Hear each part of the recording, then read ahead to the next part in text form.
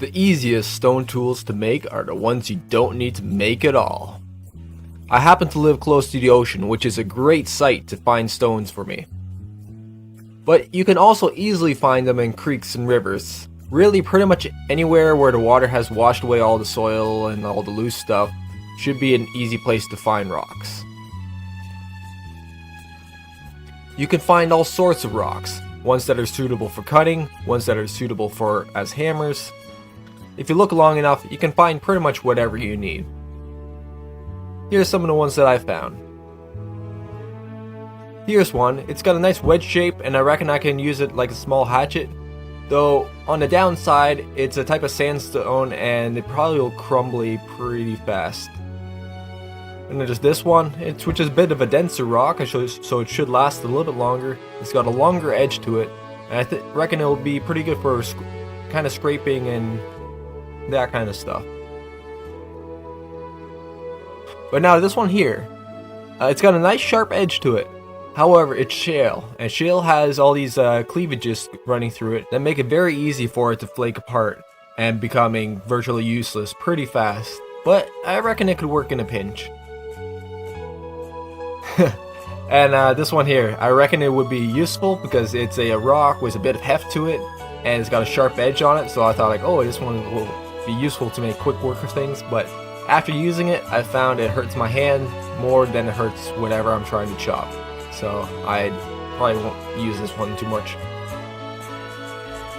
Surprisingly, I didn't find many stones very well suited for being used as a hammer.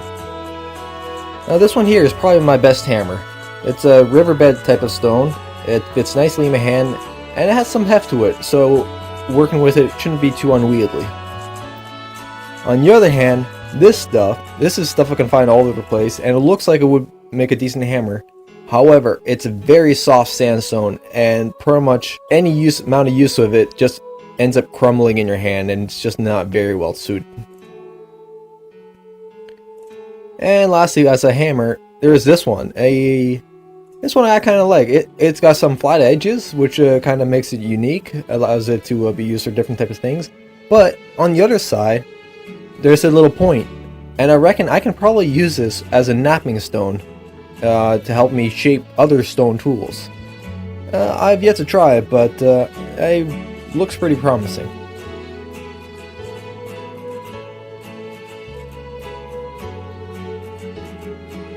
Over here, I have a stone. It just got a flat edge near the top, and it's nice and long, so I reckon I could probably use this as a chisel, or a makeshift chisel at any rate.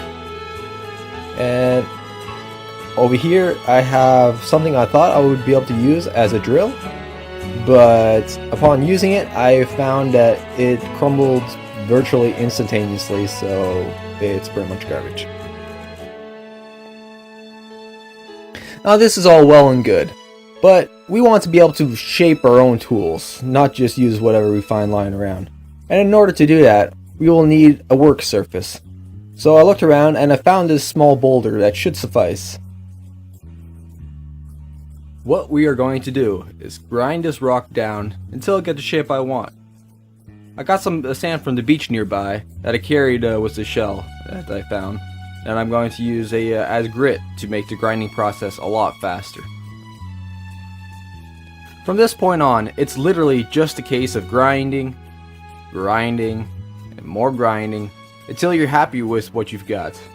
And since I want to also get some grooves running down the sides of my stone, so I can mount a wooden handle to it, I found this other kind of small boulder that had a nice sharp edge that made it relatively quick work of grinding out those grooves.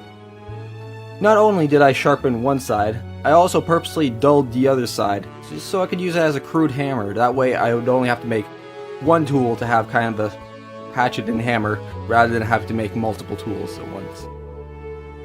We'll see if that actually works in practice though. Now, although it's probably the simplest way to make a stone tool, it's also one of the slowest. So I attempted to do some flint knapping as well. I found some flint near the ocean side, and I tried to strike it the way I've seen other videos do it.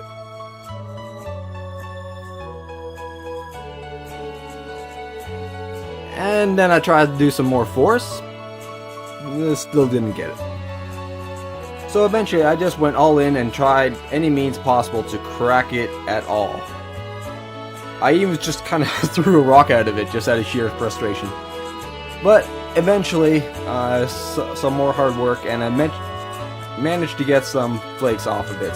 They weren't really nearly as good and sharp as I've seen other people do it and heard stories of, but they did work a little. But since I'm kind of talking to you from the future, I will admit, although the flakes I haven't found much use for, but the stone that I broke the flakes off also had a bit of a sharp edge now, and I found that to be extremely useful so far. It's actually one of my favorite stone tools at the moment. Anyway, that's it for this episode. In the next video, I'll be talking to you how to make cordage, or very crummy rope. Take care, see you then, bye.